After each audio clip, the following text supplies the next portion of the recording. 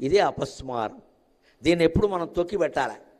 అలా తొక్కి పెట్టడానికి శివుడు ధరించిన రూపమే మౌనవ్యాఖ్యా ప్రకటిత పరబ్రహ్మతత్వం యువానం పరిశిష్టం దేవ సదృశిగణైరావృతం బ్రహ్మనిష్టై ఆచార్యేంద్రం కరకలిత చిన్ముద్రమానందమూర్తిం స్వాత్మారామం ఉదితవదనం దక్షిణామూర్తిమీడే.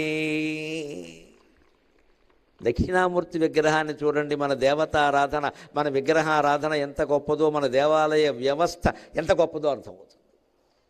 దక్షిణామూర్తి ఇలా తపోముద్రలో ఉంటాడు. ఓ కాలు ఇలా పైకి ఉంటుంది, ఒక ఇలా ఈ కాలు కిందికి ఉంటుంది. ఈ కాలు కింద ఒకని తొక్కిపెట్టి ఉంటాడు చూడండి. వాడిని మీరు గమనించండి. ఊరికి అక్కడ పువ్వు పెట్టి పారిపోవద్దు. ఇదో దరిద్రం తయారైంది ఇక్కడ. ప్రతిదీ ఓ పువ్వు పెట్టడం పారిపోవడం. పైగా దీనికి ఏ పువ్వు పెట్టాలని మాకు ఫోన్ చేయడం. ఇక్కడ మా చెవిలో పువ్వు పెట్టి పట్టుకొచ్చి ఇక్కడ అసలు అది ఎందుకు వచ్చింది, ఎందుకు తొక్కుతున్నాడు? శివుడు తొక్కడం ఏమిటమ్మా? అది నందీశ్వరుడు కాదు. ఎవరు మీరు గమనించండి. బాలుడు, చిన్నపిల్లాడు. పోనీ చిన్నపిల్లాడు అనుకుందామంటే వాడికి మీసాలు ఉంటాయి. చిన్నపిల్లాడికి మీసాలు ఎందుకు ఉంటాయండి? గమనించండి ఆ విగ్రహాన్ని. బాలుడు పడుకుని ఉంటాడు, అక్కడ మీసాలు ఉంటాయి. మీసాల బాలుడు ఎవరు? గోపాల బాలుడు తెలుసు. మీసాల బాలుడు ఎవరు అంటే అది కల్పన, అది ఒక ప్రతీక, సింబాలిక్ అంటారు. బాల్యం అంటే అజ్ఞానం. ఇప్పుడు మనకింత జరుగుతోంది. పిల్లలకి ఏమన్నా తెలుసా? వాళ్ళు వెళ్ళి ఏమనుకుంటారో తెలిసే, వాళ్ళ మనస్సులు నాకు బాగా తెలుసు. ఇంకోసారి ఈయన పిలిస్తే బాగుండరా, ఇంకో 2 గంటలు మనకి రెస్ట్ దొరికింది. సుఖంగా వదిలేశారు. అందులో సూచన ఇచ్చారు, పిల్లల్ని పంపేయండి అని. గొడవలేదు. ఇంకా ఈయన తరచు రావాలే, మనకి ఫ్రీగా ఉండాలి. వాళ్ళ కోరికేది. లేకపోతే మీరు వదలరు కదా వాళ్ళని. హోంవర్క్ అంటారు, మ్యాథ్స్ అంటారు, ట్యూషన్ అంటారు, చంపేస్తారు.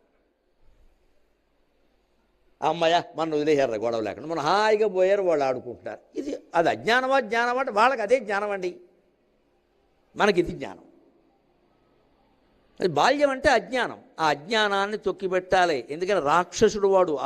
ఆ ముఖాన్ని జాగ్రత్తగా గమనించాలి. కోరమీసాలు ఉంటాయి. రాక్షసుడు అపస్మార స్థితి. నిన్ను మాటి మాటికి దైవపరమైన చింతన నుంచి లౌకిక చింతనలోకి తీసుకొచ్చే దిక్కుమాలిన మనస్సు ఉందే, వాడే అక్కడ బాలరాక్షసుడు, పిల్లరాక్షసుడు. బాగా పిల్లలు అలర చేస్తే ఏమంటాం? పిల్లరాక్షసుడు అంటాం. ఆ పిల్ల రాక్షసుడిని తొక్కిపెట్టాడు శివుడు. అంటే ఒక కాలితో ఇలా తొక్కిపెట్టి ఆయన ఎప్పుడు ఇలా ఉంటాడు. ఇలా అజ్ఞానాన్ని తొక్కిపట్టు, అపస్మారాన్ని తొక్కిపట్టు, దాన్ని పైకి లేవనీయక అసలు. ఎందుకంటే అది లేచిందంటే నేను మింగేస్తుంది.